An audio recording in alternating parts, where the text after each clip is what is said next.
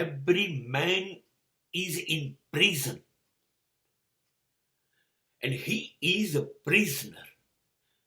દરેક માણસ કેદી છે અને દરેક માણસ જેલમાં છે.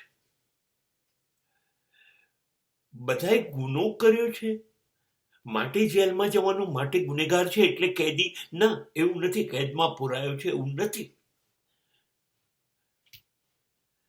ખ્યાલ એ છે કે કેદમાં પુરાયેલા હોવું,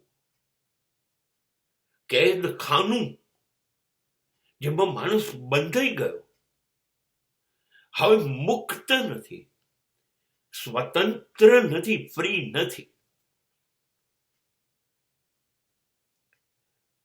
એ કેદી અને કેદખાનાની વાત છે.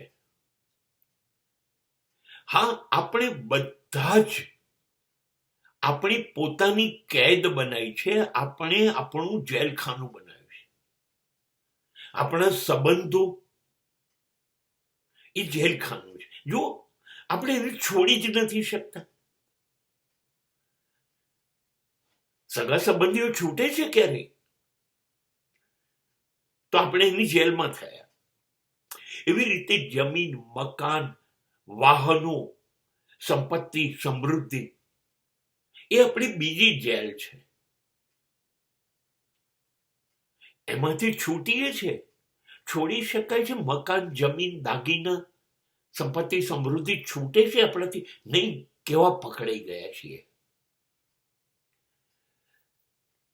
કેટલાક લોકોને સત્તા, પાવર